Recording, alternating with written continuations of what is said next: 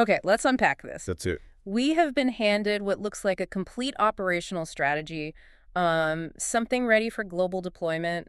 It's even tagged for Builder GPT implementation. Yeah, this is a deep one. We're diving into what the sources are calling the Hand Kingdom system. And the stated goal, which I find fascinating, isn't just growth. It's organizing people via, and this is a quote, identity, not pressure. That's the anchor point. Yeah. It really is. It's a full architectural blueprint. So our mission today is to figure out how the system works, how it takes these, functional roles people play and maps them onto the five fingers of a hand. And then how it monetizes that structure. It's all about the product design and a really optimized compensation plan. Right. And it looks like it's designed for speed, for rapid global implementation with a specific eye on Africa, LATAM, and Asia. Absolutely. So let's start with that foundational identity structure because it feels like everything else is built on top of this. It is. The system organizes people into 5 key roles, or as they call them, 5 energies.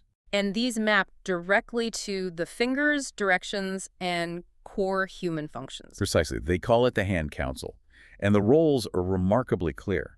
If you look at the index finger, pointed north, that's the commander. The commander. So vision, direction, strategy, they set the course. Exactly. Then you have the physical anchor of the hand, the thumb. The builder, focused on foundation, stability, execution, and pointing south.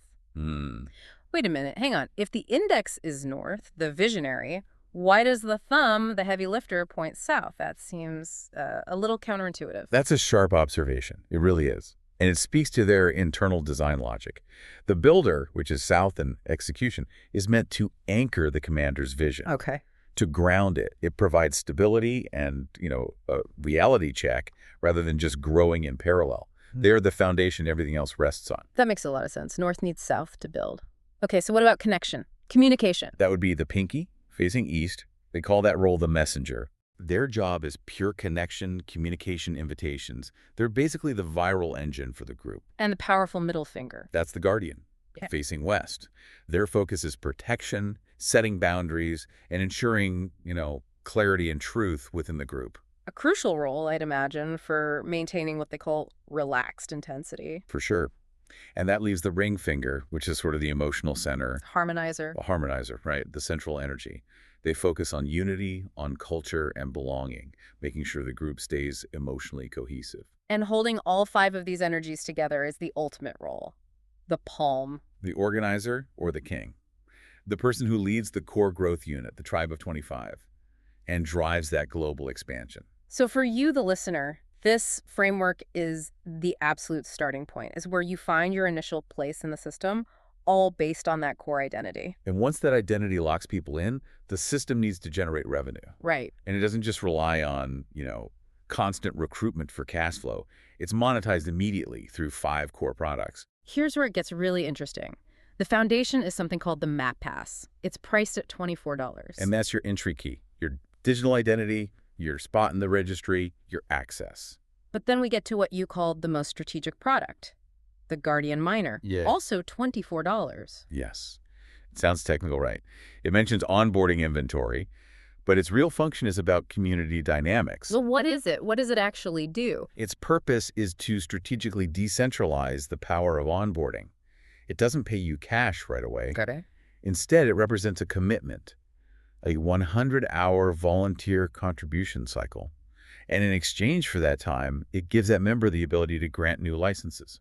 So it lets people who contribute time, not just money or sales skills, earn the power to onboard new members. Why do that? Why not just require a cash payment? Well, it builds loyalty. It empowers roles that aren't sales-focused. It makes sure that, say, a guardian or a harmonizer. The people focused on retention and protection. Exactly.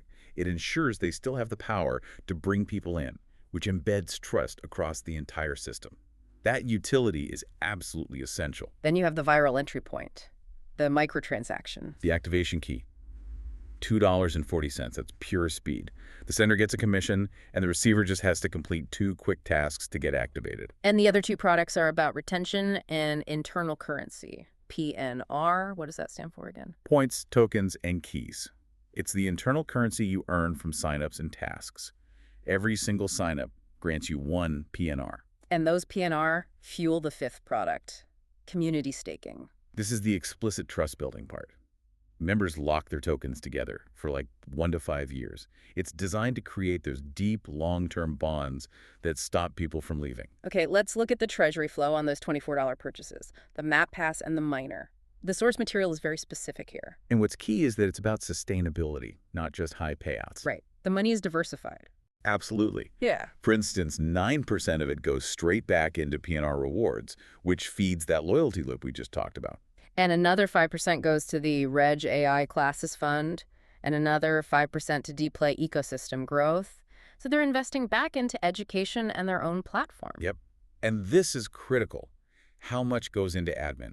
Very little. Almost nothing. Only 3% covers the onboarding admin system. The rest of the revenue is there to stabilize matrix commissions and liquidity. So the takeaway is that the system is designed to sustain itself and invest in its own future. It shows real operational efficiency. Exactly. And that economic engine is what funds the core unit of growth. The Tribe of 25. That's the organizational heart. A tribe is 5 groups of 5 led by the palm organizer. And the sources detail 2 ways they can be formed. Right. Option A is the identity-based approach, super balanced, 5 commanders, 5 builders, 5 messengers, and so on. A balanced council of 25. But then there's option B, which is more about alignment. You can choose to join 5 groups of people like me, or 5 groups of people who complement me. Interesting choice. Very. And regardless of how it's formed, that tribe of 25 generates $600 in first wave volume, and that's the base unit for the whole exponential structure. So let's talk about that tree structure. This is where the math really kicks in, and it's designed specifically around 5 levels. The structure is a fixed 5x5 tree.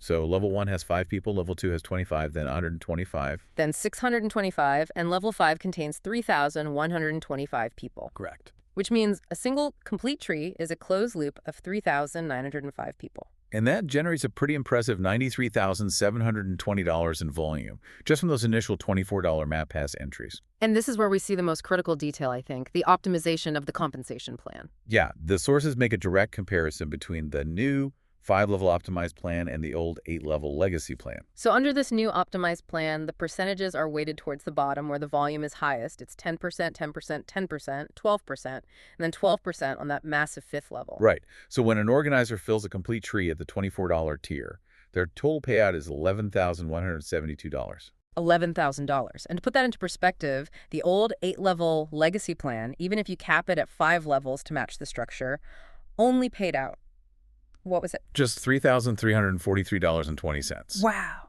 So the conclusion is pretty undeniable. Right. The new 5-level plan pays the organizer 3.3 times more money. And it perfectly matches the 5-level growth structure they want. That huge payout difference is the real strategic engine here. It drives organizers to focus only on building that perfect 5x5 structure. Mm-hmm. And that same efficiency is reflected in their branding. The dual branding. It uses 2 names, MapPass and MapPath. It's a classic duality approach. It's designed to appeal to 2 different mindsets. MapPass is the key. Right. Utility-driven, sharp, strong. It's the product, the access, the digital passport. Whereas MapPass is the journey. It's softer, more spiritual, expansive. And that's the name they use for the identity framework, coaching, education, all the tribe growth stuff. Exactly. MapPass opens the door. MapPass shows you the way once you're inside. And that distinction is key for their onboarding flow, which is designed to be just ridiculously fast. Simple, viral, built for mobile. Yeah. It's built for WhatsApp, Telegram, that kind of environment. So walk us through that fast-track onboarding. Okay, so phase 1 is the first 10 minutes. You get a welcome message, and you immediately take the 5-finger quiz. The quiz. Yeah. The key questions are things like, what do you do first in a project? And which role feels most natural to you right now? Based on that snapshot, you get assigned to a group of 5. All in 10 minutes. All in 10 minutes. Then phase 2 is the first 24 hours. That's when you activate and purchase access. So you get the $2 activation key, then hopefully verification call, then the $24 map pass purchase. Maybe the optional minor purchase. The entire system is built for that initial 24-hour speed run. And this high velocity, it's not random. The sources are really clear about the immediate focus, the Africa expansion playbook. It's highly targeted. The plan is to choose 5 regional ambassadors, equip them with those guardian miners and identity training, and then just launch the quiz funnel immediately. And the initial goal is what? To build 10 tribes of 25? 10 tribes. Then start the community staking circles to build that deep trust. and establish a 5-year eldership model for long-term governance. Which they can then duplicate into new regions. If we pull back and look at the whole thing, the Hand Kingdom system is really a 5-layer strategy. 5 energies? 5 levels in the tree, 5 core products, 5-person mini-groups that build into tribes of 25. And a 5-year trust-building cycle through staking. It's their answer to scaling a community without, causing burnout. It really is. Yeah. The whole thing is anchored by that fast identity quiz, which tells every person their role from the very beginning. And the 5-level compensation structure provides this massive financial incentive for growth. While the Guardian miners make sure that onboarding power is decentralized, empowering everyone, not just the recruiters. So, you, the listener, now have the blueprint for a really complex, multi-layered system designed to structure a community from a single, simple identity question. All the way up to a 5-figure payout for the organizer who completes that full tray. And, that identity question, it leads to a choice that really dictates the community's future. The system gives new members that explicit option: join a group of people like me. An identity echo. Or people who complement me. Identity contrast.